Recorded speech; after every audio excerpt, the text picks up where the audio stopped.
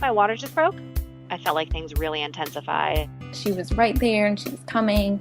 It was an amazing feeling. I'm going to cry just thinking about it. I could feel her head. We heard her cry. We were squeezing hands and she was screaming. I'm Bryn Hunt-Palmer, and you're listening to The Birth Hour. This podcast is designed as a safe place for women to come together to share their childbirth stories. Stick around and join us to hear informative and empowering birth journeys from women all over the world. Today's episode is sponsored by the Birth Hour's Back to Work Breastfeeding course. This course has all the information you need to get ready to go back to work, from strategies for pumping the most effective way that you can to get the most milk, to making plans with your employer or your caregiver for your baby and your family. We have tons of free downloads in there that come with the course that will get you all set up so that you can have an easy transition back to work. This is probably one of the things that people dread the most after baby's born, or at least worry about a lot, because it is such a big transition. And so Stephanie, our lactation consultant on staff who created the course, has tons of experience helping moms as a postpartum doula and lactation consultant. So she has firsthand knowledge of actually helping moms during this time, as well as all of her education and evidence-based information that she provides throughout the course. We are super, super proud of this. It's 6 modules. Each module has about 3 videos, and they're short, easy to digest videos. You can get access to that course at any time. We have open enrollment on the Back to Work Breastfeeding course, and you can get that information at thebirthhour.com/pump. Right there, you can get enrolled, and we would love to have you. You also get access to the private Facebook group where Stephanie is on hand at all times to answer questions. We've already gotten a lot of questions in there about everything from, what to pack in your bag or what type of bag to get, to navigating an SMS system for feeding your baby, things like that. So we would love to have you in that group, and we'd love to have you take the course so that you're prepared for going back to work and breastfeeding. Again, the link for that is thebirthhour.com/pump. Today's guest is Rebecca Minkoff, who's going to share 3 birth stories with us. And one thing I really love about her stories is she talks about gestational diabetes that she had with her first 2, and then was able to avoid being diagnosed with that for her 3rd. And I know I get a lot of questions about that, so it's something you'll definitely want to listen to. Hi, Rebecca. Welcome to the Birth Hour. Thanks for coming on the podcast today. Thank you. I'm so excited to be a part of it. Can you start by telling listeners a little bit about you and your family? Yes. So I currently have 3 children. I just had my 3rd baby 10 days ago, and we live in Dumbo, Brooklyn. I have a 6-year-old boy, a 3-year-old girl, and then a 10-day-old boy. I did not realize it was just 10 days ago. That's crazy. Yes. It's a much easier adjustment than going from 1 to 2, I'll tell you that. Oh, that's good to hear, I'm sure, for a lot of people out there. All right, well, I'm going to take you back, I guess, almost 7 years to your pregnancy with your first. How did your pregnancy go? So we tried for about 5 months to get pregnant. It finally worked once I started peeing on the ovulation sticks. And early on in my pregnancy, a friend of mine who was further along put on the business of being born. And that opened my eyes to what I was in for and what could possibly happen. And I made a real conscious decision at the time that I wanted to approach my birth naturally and with as little intervention as possible. So I found a midwife who has been practicing for, 40 plus years. My baby just came in to get fed, so you might hear a little cry. Okay. So it was all going smoothly until I tested positive for gestational diabetes, which was a rude awakening. Because then I had to finger prick myself and monitor, I wanted to control it with diet versus insulin. So all the pregnancy cravings one would have went out the window. My son has hiccups too. I'm sorry. And so then at my 26-week scan, they said he has a 2-vessel cord. Which at the time is the scariest thing you could hear as, not as a first-time mom. And they said this can make labor more difficult and we'll have to monitor you more. And you're disqualified from the birthing center because of this issue. And so it was just everything I didn't want to hear, between the diabetes and the 2-vessel cord, which turns out 30% of humans have, and it's never been an issue, well, at least for most people. So it was a pretty smooth pregnancy, other than those two issues. But I think the thing that struck me as most difficult was the red tape with having a midwife in New York City, and the fact that I had to see extra doctors is almost like they didn't believe what the midwife was doing. So that was disappointing because she's very qualified. And then fast forward to 39 weeks, my Braxton Hicks started turning into, stronger contractions, and I was kind of in denial. I said to my husband, I think I'm going to go upstairs and take a bath. And they kept getting stronger and stronger. And then at about 2 hours later, I said to him, I think I'm in labor. And he's like, yeah, I know you're in labor, and I've alerted everybody. And I was like, okay. So we had taken a Bradley method class. So right away we started doing what we had learned, whether it was the slow dance or walking up and down the stairs, anything that would keep my labor rolling. And around 3 a.m, our doula came over, and so she was there. And what really worked for me was my husband would kind of do counter pressure on my back and squeeze my hips together, and she would do my acupressure points on, in between my thumb and my pointer finger. And that's so I could kind of breathe and get through each really painful contraction. At one point I said to my husband, I want an epidural, and he said, well, we're home, so that's not happening. We just kept going. And around, I would say 6 a.m, we decided, 311, they were short enough apart and long enough contractions to kind of get ready to go to the hospital. So we checked into the hospital, and of course they didn't have my registration. So I was having contractions in the waiting room and screaming in front of people. And when we got to the room, the midwife came and checked me. I was probably 6 or 7 centimeters dilated when she checked me. So she left, and we labored some more, and it was primitive. It was, it was what you imagine happened 10,000 years ago. And I was really using sound a lot to get through each contraction, loud sound. And I had said to everybody else, I want a very quiet birth. I want it to be peaceful. And so the nurses were like, that doesn't sound like what she had asked for, and the sign she has on the door about being quiet, because I was that loud. So a little bit later, my water broke, and there was meconium in it.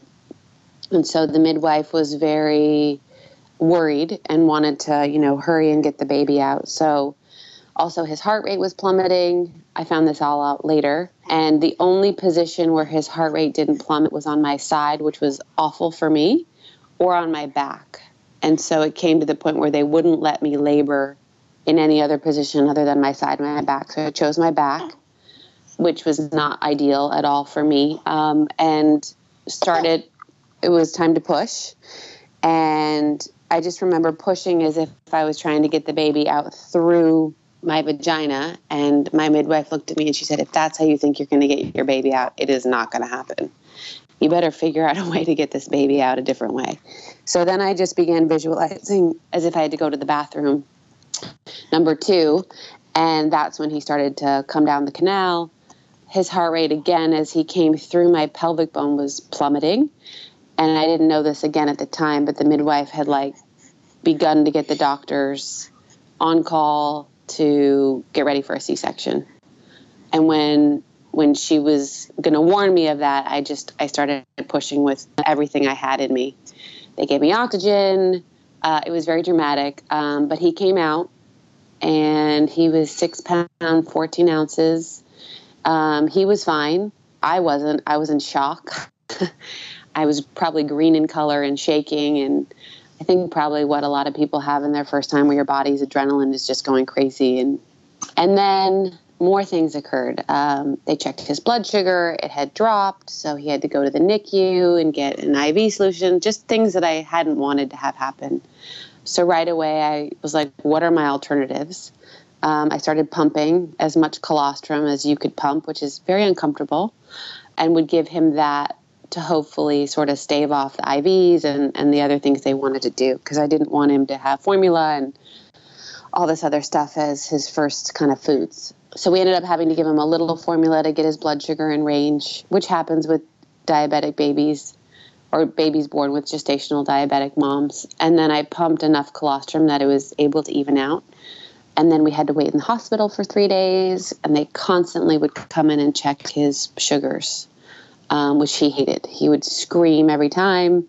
So it was a little bit of a rocky beginning. I was lucky enough that a nurse on duty on the night shift really came and taught me how to breastfeed, which I was really grateful for, because I thought it looked so easy from afar. Turns out it's a lot harder than you think at first.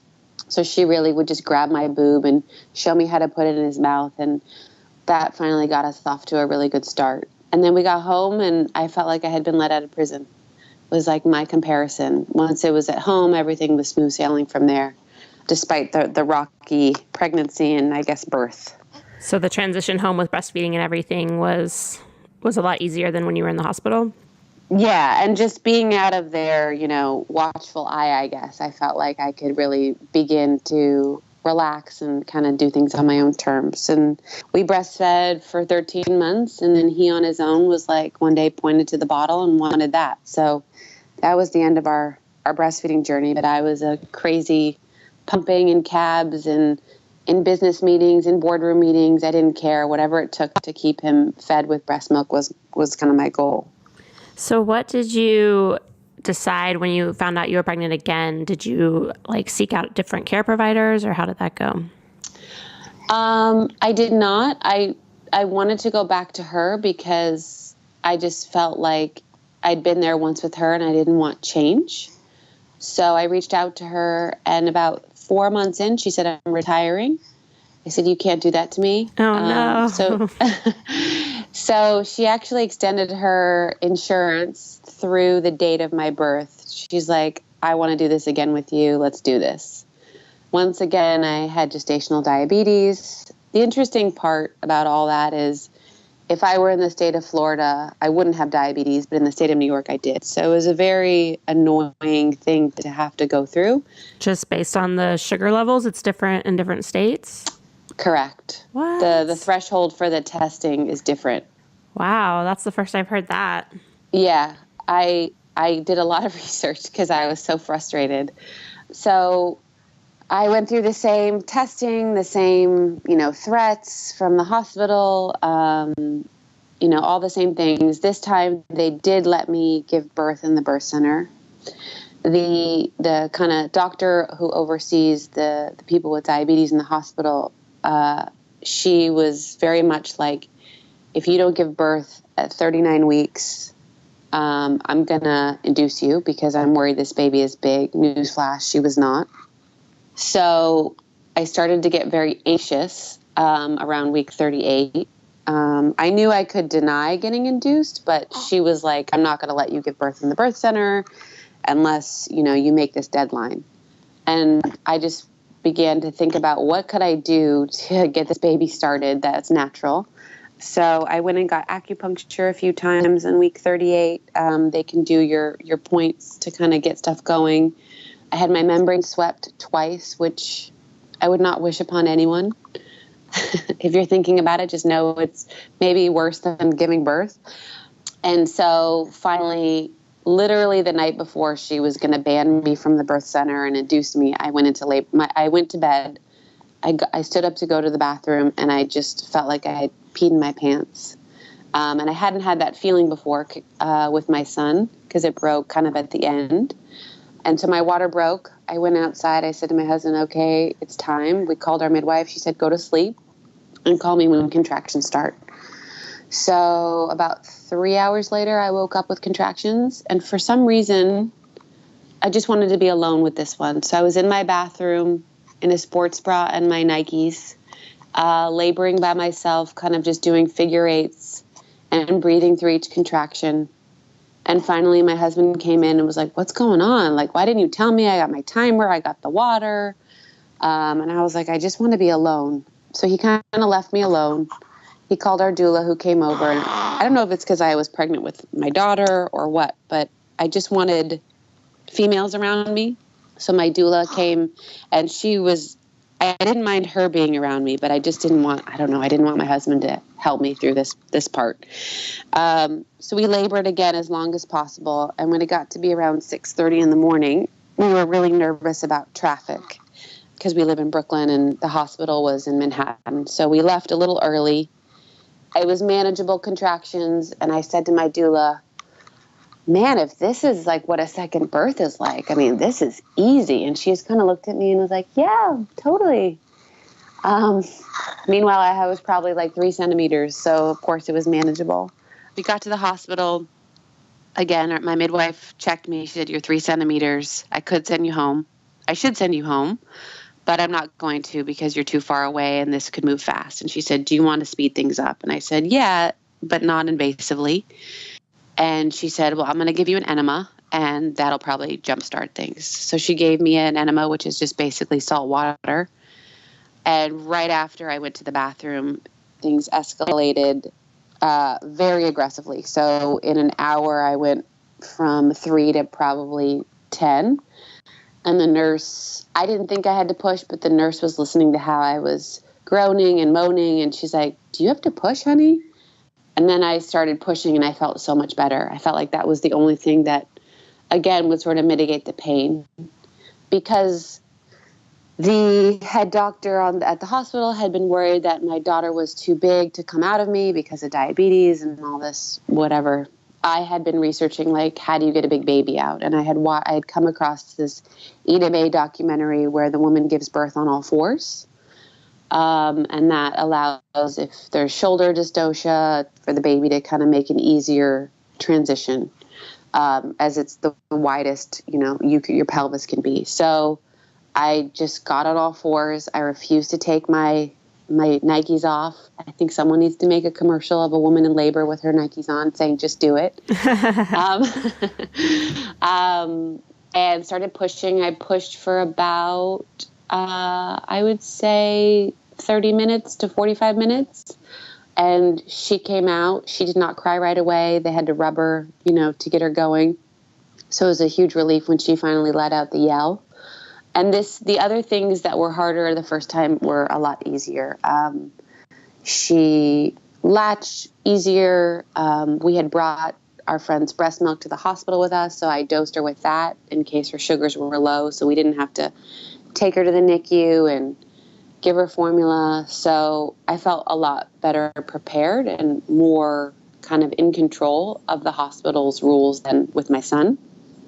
And at the birthing center, you only have to stay for 24 hours. So it was really nice to be able to kind of give birth, recovery, and then be able to get home. And you mentioned the adjustment from 1 to 2 was a little tricky. Yeah, I think that we knew that our son might, go through emotional issues or whatever. And I'm sure people have had it worse. He was always a reasonable kid. And then when she came into the world, if you said no, it was just an instant tantrum. And it was the summertime, so he was not in school. So dealing with like him all day and her was probably a lot more than I thought of. And she wasn't the easiest baby. She would cry a lot and actually rejected me at 2 months old. Just would push herself off my boob as if it were rotten or something. So I had to transition to just exclusively pumping, which was not what I wanted because I'm a crazy breastfeeding lady. And so just dealing with all those kind of things all at once was a little rough. But he snapped out of it. Right around 3 months, he became a different kid and was like able to see that, having a sibling was good. And it was a lot smoother from there. That's so interesting that she started doing that at 2 months. Did you talk to a lactation consultant at all? I tried everything. I tried going back to a syringe, going back to a spoon. And she just would literally, if a 2-month-old couldn't push themselves off of you and rear their head back, that's what she would do. And then the minute, at one time I read, starve them out a little bit, and then they'll be so desperate they'll get back on. And I just remember I was like hovering over her, trying to put my boob in her mouth, and she was freaking out.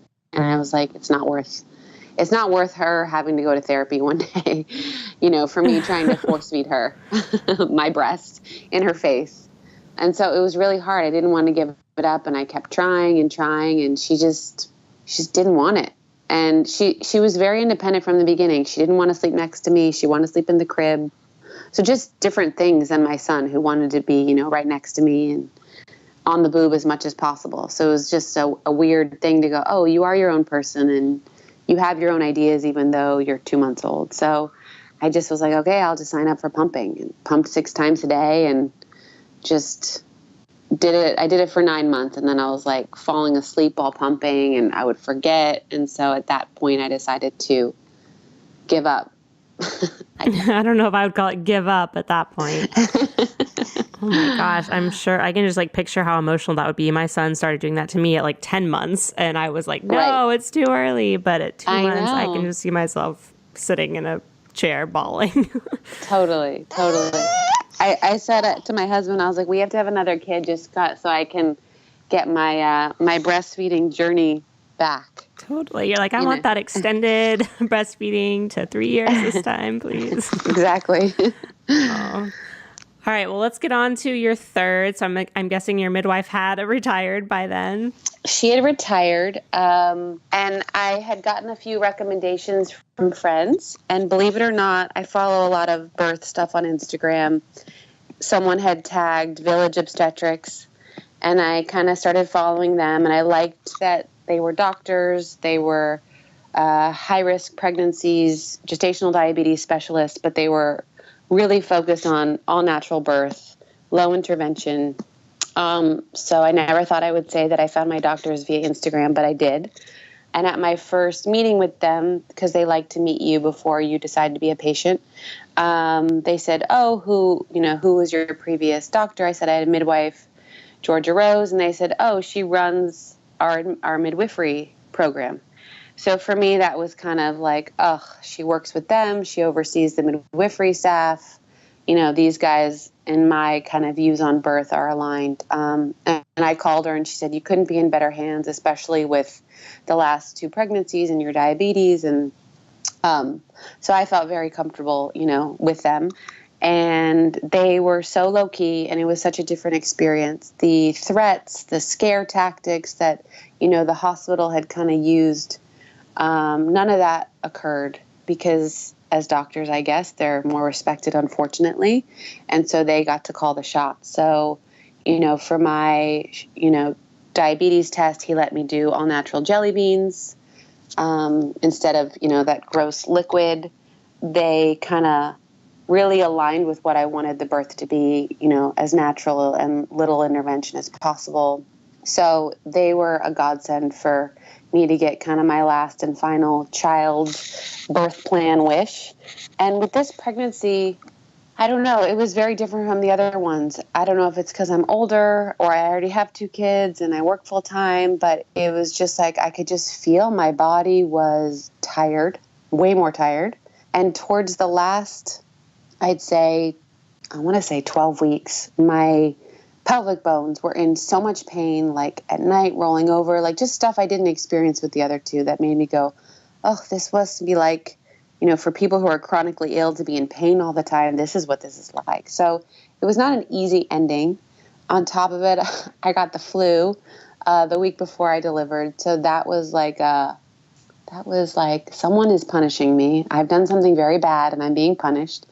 And my doctor was like, your baby won't come if you have the flu. So get ready to, keep him in until your flu's gone. And it was so bad that, I was almost going to call her one night and said, just let's do a C-section, get him out. I need something to end either my pregnancy or the flu. That didn't happen. I got better. And then I decided at 39 weeks, okay, I'm going to jumpstart things. So again, I went and got acupuncture, which does the pressure points, and she did sweep me on a Friday, the 9th of February, and early in the morning on the 10th, I could feel my Braxton Hicks sort of transitioning to contractions. And I wanted to kind of wait it out and feel it out. And by like 8 a.m., they were getting stronger. My husband started timing me, and they were 3 minutes apart for 30 seconds. So he called the doctor, and the doctor said, "You're in Dumbo, you're in Brooklyn, you're 30 minutes away. Why don't you come into the hospital for just an evaluation? I won't admit you, and we'll just see where you are." So we drove up there. I was livid. I was like, we could have labored at home. I need to be at home. I was really angry at my husband, and he was like, "We're listening to the doctor. Let's go get checked." So they admitted me, and everything kind of stopped as I expected. We were there for like 2 hours. I had to go on the monitor, check the heart rate. They had to see some contractions. So it was just, if you could take a woman out of her like the zone that she needs to go into, that was what had happened. And he checked me. He's like, "You're 3 centimeters. He said, "Well, why don't you go walk around and or check into a hotel. It's 5 blocks away. We send a lot of our laboring patients there, and call me when your water breaks." So we left. We started walking around, but for me, it was too much stimulation. It was daytime. We're in Central Park. And I just was like, I need to go to a dark place to do this. I need to like get into my most primal state, I guess. So we had a quick lunch. Again, contractions were painful, but dealable. And then we checked into the hotel around 2 o'clock in the afternoon. And I just alternated between bathing, and our doula had me do nipple stimulation with a breast pump. And for almost 5 hours, it was 3 minutes apart, 30-second contractions. And I was like, this is just false labor, you know? And she goes, "Let me see if I can help." So she gave me some black cohash, which you take under your tongue. She gave me a little bit of castor oil, and then at this particular hospital, they won't do enemas, so she gave me an enema. And it sped things up a little bit, but not a lot. And at 7:21, I looked at them and I was like, my water hasn't broken. I haven't lost my mucus plug. I think we're just going to get told this is false, and we're just all going to go home. And at 7:29, I had this contraction, and I felt this like almost like a water balloon popping inside. And I hadn't had that with my daughter. It just kind of felt like I had, peed myself. So I was like, oh man. And then my water broke. And then I said, I got to go to the bathroom, number 2. And when I went to wipe, my mucus plug, all in that like 5-minute span, had come out. And then I started crying because I knew that the pain was going to reach points of like, oh my God, here we go again. This is what I've been dreading.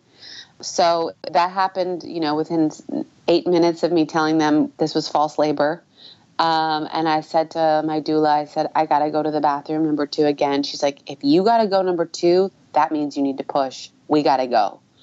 So I was like, no, I really just have to go. So I had probably 2 or 3 more contractions in the bathroom, in the hallway, scaring all the people in the hotel, in the cab, which even though it was 5-block cab ride, was the longest cab ride of my life. I had 1 other contraction outside the hospital, 1 in the elevator, much to the dismay of the other people in the elevator. And when we got into the room, they started saying, okay, we got to put the IV in. I was like, you will not do that. Okay, we're going to put the Heplock in, which is just like, the needle and the stuff in case you need an IV. And I just felt like I had to push, and that was the only thing that would occur. So I got on all fours, again, just because I felt very comfortable with that position. And I just was groaning and screaming at the top of my lungs, trying to make it low, not high, even though it was probably high. And the doctor came in. He's like, I just got to check you. He turned me on my side. He's like, you're 9 centimeters.